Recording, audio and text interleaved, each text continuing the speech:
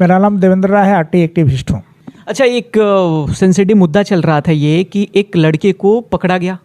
एक को नहीं, हाँ, यहाँ प्रखंड क्षेत्र से 4 लड़कों को उठाया गया था 27 की रात्रि और 28 के भोर में। कौन पुलिस उठाई? कटहरा ओपी पुलिस उठाई थी 2 गाड़ी से।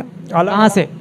अलग चेहरा कला से 3 लड़का, चेहरा कला गांव से 2 लड़के को, दुर्लभपुर गांव से 1 लड़के को और सिहान छपरा से 1 लड़के को, 4 लड़के को अलग अलग जगह से उठाया गया।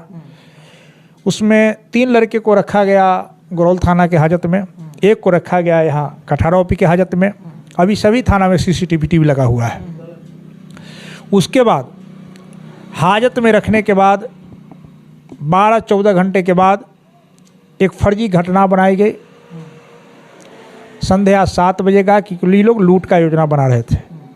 पुलिस ने देसी कट्टा खरीद के लाया, पुलिस ने कारतूस खरीद के लाया, जो गोली जिसको कहते हैं, और फिर इन लोगों को के विरुद्ध एक FIR दर्ज करा दिया कि लोग लूट की योजना बना रहे थे, इसलिए पुलिस ने पकड़ के इनको ले आया।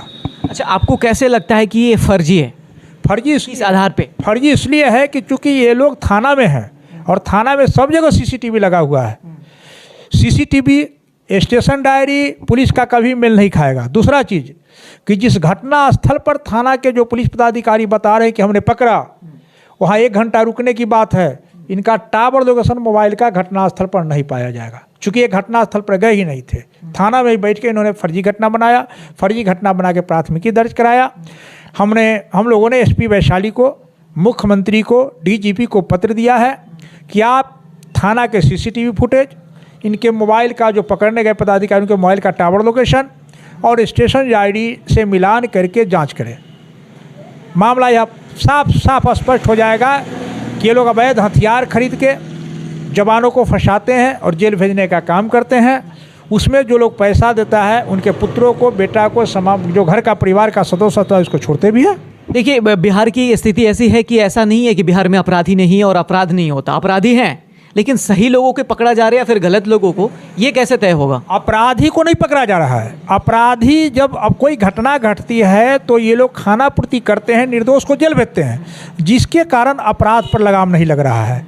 जब दोषी और अपराधी जेल जाने लगेगा तो अपराध पर स्वतः लगाम लग जाएगा। अपराध पर लगाम नहीं लगने का मूल कारण है कि ये लोग अपराधी को पकड़ते ही नहीं है। किसी निर्दोष को पकड़कर खाना पूर्ति कर लेते हैं। इनका SP जो है पिट थपथपा देते हैं कि हमने अपराधी को पकड़ लिया। एक प्रेस कॉन्फ्रेंस होता है और प्रेस कॉन्फ्रेंस में खरीदा गया अगल से बाहर से जो पुलिस खरीद के आर्म्स लाती है किसी माध्यम से, उस आर्म को दिखाया जाता है कि आर्म्स अपराधी से पकड़ा गया है। जो भी लड़का पकड़ा गया है उसका कोई अपराधी के इतिहास पिछला नहीं है। इसके बाद एक चोर हम बताना चाहते हैं कि एक उसके पूर्व इसी गाँव में एक लकड़ी व्यवसायी के यहाँ गोलीबारी हुई थी। उसी गोलीबारी के संदेह में सामने दुकान था, उस लड़के को उठा के ले जाया गया। उस दुकान में भी लड़का था, उसमें CCTV लगा हुआ है, वो अपने दुकान में था। लोग समझा कि हो सकता है इसमें।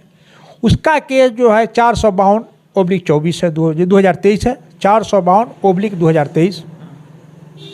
उस केस को आप देखिएगा तो जो खोखा का जब्ती सूची बनाया गया है, वह जब्ती सूची में किसी भी गवाह का नाम नहीं है कि गवाह का नाम देना और उसका हस्ताक्षर होना, गवाही होना मस्ट माना गया है।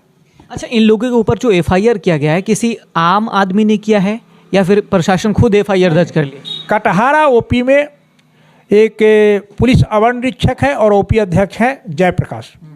इनका शुरू से धंधा रहा है फर्जी प्राथमिकी दर्ज करना, लोगों को फंसाना। हम एक और घटना आपको बता देना चाहते हैं।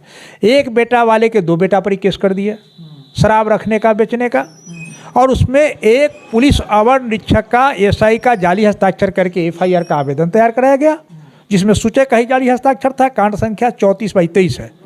उसमें थाना अध्यक्ष ने गड़बड़ी की, थाना अध्यक्ष ने जालसाजी किया और चौकीदार हुआ, निलंबित हुआ चौकीदार रंजीत पासवान। अब पता कर लीजिए कि रंजीत पासवान चौकीदार किस केस में निलंबित हुआ है। आप DSP से पूछ लीजिए, SP साहब से पूछ लीजिए, वो बता देंगे कि वो फर्जी साइन किया था। इसलिए तो आदेश देने वाला थाना अध्यक्ष दोषी कैसे नहीं है, जिसने FIR का पूरा तैयार कराया, FIR तैयार कराया, चौकीदार से जो है सब इंस्पेक्टर का हस्ताक्षर कराया, FIR दर्ज कर दिया, कैसे दोषी नहीं है। एक और घटना घटित हुई है। SP कहीं ना कहीं किसी दबाव में बचा रहे हैं।